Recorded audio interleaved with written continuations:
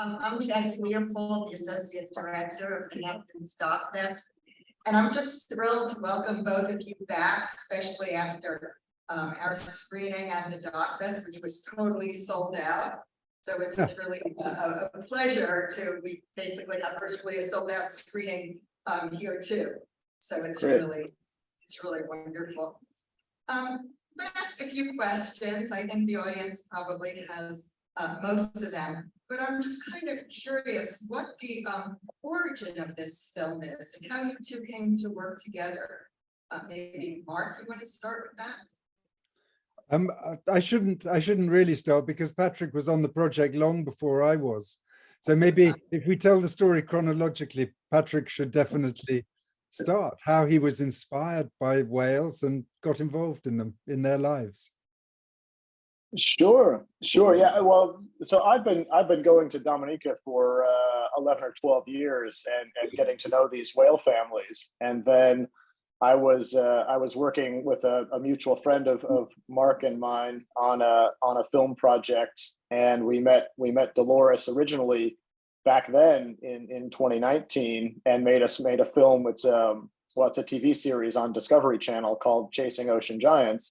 And Dolores features heavily in that, and it was just sort of a brief part of that project. And then I went back to Dominica in 2020, and we met Dolores again, and she was very interested and physical, as you could see in Patrick and the Whale. And I sent my friend a message and said, "Oh, how amazing, we met this whale again, the same one that we filmed in 2019. And she was very curious and physical, and he immediately thought, well, geez, this is so incredible. We should really go back next year and make a film about your friendship with this whale, because she clearly has a keen interest in you." And this is a guy, his name's James Reed. He was an executive producer on this. He made a film called My Octopus Teacher on Netflix a couple of years back, and is a pretty well-known filmmaker. So that was the start of it. I had not had a film in mind, but James thought that this would be a great idea, and Mark came on board, and we got a production company on board, and so off we went. But that's really how it started. It was a really lucky coincidence. I couldn't believe that we found the same whale again in such a large area, and that she was so curious and interested again, because that whale family is not one that we had known. Whales like Can Opener we know very well, so it was really surprising to see a whale that we didn't know from previous years then show up 2 years in a row and be so incredibly physical and curious. So we thought, well, people would love to see this and hear about it and learn more about these whales. So that's really how it started. Well, we're all very lucky that you weren't smitten with dinosaurs. Mark, do you want to talk a little bit about what the directing process was like on this film? Yes, I'd be delighted to. I mean, there were two elements to it. The first is that, of course, you can't direct whales. And I wouldn't dream of trying to direct Patrick either. He's just a naturally brilliant person. And so I really got involved in, once things had started to become more difficult, because, can you hear me all right? Perfectly. Because the third year that they went back, Dolores didn't seem to be around at all. And so during that filming, I wasn't there for that filming, but presumably, Patrick, there was a certain amount of panic on board. But the aim was to try and find Dolores. And then when they got back, thinking that they really didn't have much of a story, the story that they'd planned didn't happen, they then, called me and asked me to try and find some sort of a story and to make some sort of a sense of it. And for me, any story that involves some sort of epic fail resonates much more with me than a story of success. So I loved it. I jumped in with two hands. And of course, once you start unpicking these things, you start looking at the footage and seeing the whales doing extraordinary things. And in that sense, the film felt, looking at the footage, as though the whales had been directing the whole thing. They were teaching us a lesson. They drew us into each encounter in a way that it was almost like a lesson, and it felt like, looking at the footage, it felt like they'd been planning it, and then, the ultimate scene of drawing Patrick further and further in and teaching him about trust and all that. That just came out of the footage. I don't know, but I don't think it was obvious at the time, was it, that was what was happening? So no, it's interesting with these kind of films because you go out with a plan, but then ultimately Mother Nature does what she wants, and sort of our loose plan was we meet Dolores a third time, but I think we didn't fully calculate, well, unless something more spectacular than what happened the second time where she lifts me up on her head, unless something more spectacular than that happens, it's going to be a hard film to make. And as you saw, we found her, but it was not the interaction we had hoped for. And then that suddenly makes it a much harder job for someone like Mark to then turn this into a compelling narrative. I wanted to ask a little bit about the cinematography. I mean, it's absolutely exquisite, and you're not wearing any scuba equipment. I mean, how long did you have to breathe for, like, underwater with equipment? Yeah, the whales don't love scuba. You start making all these bubbles and they keep their distance because you're a bit of a foreign object to them. But if you go in with nothing, with just a mask and snorkel, you're able to get much, much closer. And when I look back at what I filmed there over the years, there's one thing about understanding the camera and the technological part and the focus and the zoom and all of that, but the footage I've been able to get, and certainly for this film, really has evolved. And I find as you get to know the whales themselves better, then you're able to put yourself into much more interesting positions because you sort of know, oh, this whale is likely to do this or behave that way. And I want to get the sun behind me to get the best light on the whale. And so as you know them and their behavior a lot more, you're able to get much more compelling images and shots. And that just comes with spending a really lot of time with these animals and then getting to understand, where they're going to be and the things that they're going to do. But it did enable us to get some really, I think, impactful, interesting footage of them. That's beautiful. I think I should share you with the audience now and take some questions from them. Patrick, how do the whales compensate for the increased pressure when they go down so far? Yeah. How do the whales handle the increased pressure when they dive? Right, that's the question. Yeah. So interestingly, sperm whales, when they die at an old age, when you do autopsies on them, they actually have pretty deep pitting in their bones. So that pressure, even though they're incredibly adapted to it, does still affect them in significant ways and does cause error to cause pitting in their bones. But other than that, but they're able to live 80 years dealing with that pressure, and they're going down, thousands of feet below the surface of the ocean. But everything in their body is adapted to handle that kind of pressure. One of the ways we think that they get down to depth so quickly is by cooling. They have a viscous fluid in their head, which sailors thought was sperm, which is not. It's a fluid that allows for them to help navigate. So they call them sperm whales because they thought their head was full of sperm, because it is this white liquid fluid, but it's not sperm, as it turns out. It's a whole different substance. But they're able to cool that substance in their head, and that causes it to gain density, and then they're able to dive much faster, and then they warm it back up with blood flow as they come closer to the surface, which causes them to be more buoyant. So they're able to get up and down with very little effort. And then their whole biology is just designed to handle that pressure. They barely use their eyes at all because it's dark down there. They use echolocation, which is incredibly sophisticated. But if you look at the history of these whales, they were seagoing creatures that then evolved and came on land and were more like lizards, and then they went back to the sea evolutionarily. And you can see in their pec fins what looks still like vestiges of finger bones, which they no longer use, of course. So it's they're still adapting and evolving as the millennia go by. I'm sure this is obvious, but there's so many scenes of them just resting vertically. Is that indeed resting? Yeah, that's what we think of as sleep. So we think that it's an interesting question, because really any question about whales and their physiology and biology and stuff, it basically, the answer to almost any of those questions has to start with, we really don't know.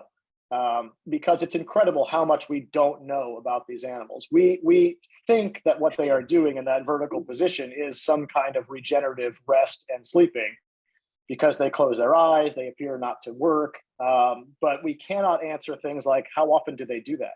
How many hours a day? What depth? Do they only do it at the surface? Do they only do it in the summertime? We don't know anything about it really, other than, yes, that is some form of collective resting and regeneration, like sleep. And you also have a background in science in addition to a legal background. Well, that's learning on the fly. I spent a lot of time on small boats with scientists, so you sort of by osmosis learn a lot about this kind of stuff. Have there been any other encounters with Dolores or any of the other whales after the film was released? Yeah, so I just got back. I was in Dominica all of February, and I went back. We mostly filmed this film in 2021, so I've been back multiple times since then. I went 3 times in 22, and I went just for a month in February this year. And yeah, we have not seen Dolores since that time of making the film. I think what's happening, and again, like all these questions, we don't actually know the answer, but I suspect if the Eastern Caribbean is this big and Dominica is here in the middle, Dolores's family's pattern is probably something quite long. And so maybe once a year they come past Dominica and you barely see them. Whereas Can Opener and her family, their pattern is this, just up and down the island of Dominica. So I've seen Can Opener hundreds of times since we made the film, and Hope. But we have not seen Dolores other than that time with the big male. So I didn't get that audio. You succeeded in actually putting a camera on a whale. No, so I've made sort of the decision that given the technology, if you look at that footage that we were able to get, it's quite pixelated, it's quite dark, and the whale, obviously Can Opener didn't love me putting that on. So I have decided the annoyance that they get from getting a tag like that put on is not worth the benefit that we get from the science, given the current state of technology. If the technology improves, and they're working on it, there's a team out there now who I'm supporting, who they actually just finished a couple days ago, who were putting a different kind of tag on, a tag that sticks on the whale and then has a long line that's trailed behind it with a camera. So it's able to get a bit of a wider perspective, and with better cameras. But even that, I didn't go myself to put them on, because I really feel like if you're going to annoy a whale, even if it's a minor annoyance, you better learn a really lot from it. And I don't think the cost benefit analysis with the current technology is worth putting a tag on, but it's moving very quickly. That tag that I used for Chasing Ocean Giants and for Patrick and the Whale, when we put them on in 2016, I thought about doing it then, and the tags in 2016 did not have lights because the technology was not good enough to make a light small enough with a good enough battery life to survive going down to depth and back up. But just between 2016 and 2019, the technology moved on and we were able to develop those tags that you saw, which did have lights and a battery, and were able to film and withstand the pressures at depth. So it's not unlikely that the technology moves on in a couple of years and we have much better cameras that do much better in low light and have much more battery life. And when that happens, and then I might revisit, should I put this kind of tag on? Is this now worth it? Because yeah, putting a tag on by hand like that, you have to know the whales pretty well. No one has attempted that since then, and probably won't until I decide to go do it again. But that would take an increase in technology. Thank you for the film. And I have a question about the pacing. Whales move slowly, I gather, and we people speak more quickly. And Patrick, you spoke slowly, more slowly in the film than you are now. I wanted to know the decisions on the pacing, and how are you able to anticipate that you can seduce the audience into watching low, slow, beautiful shots, and many. I mean, how did you decide on the length of the film? That I mean, Mark should weigh in on that also, because I think a lot of that is the editing process. But Patrick, why don't you get started? Well, that's definitely a question for Mark. Yeah, Mark had I went out and swam with whales and filmed whales. That's the easy part. Mark had the hard job of making that into a compelling film. So he'll have to answer that for you. It's really not a hard part to think of trying to reflect the action as it happened.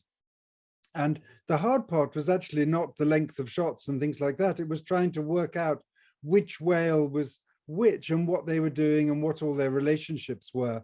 And you get a glimpse in the film of this book of all the tales. And we had how many hundreds of hours of footage? I mean, an unbelievable amount of footage. So much going on. It was a bit like sort of trying to make a film out of all the footage for Made in Chelsea or one of those reality TV shows where you don't really know what the story is. You don't really know what's happening because we know so little. And so it was the excitement for me was trying to figure out what the whales were actually doing and almost what they were thinking at the time. And so I would just hold the shots for as long as I possibly could while we watched them and let them speak to us.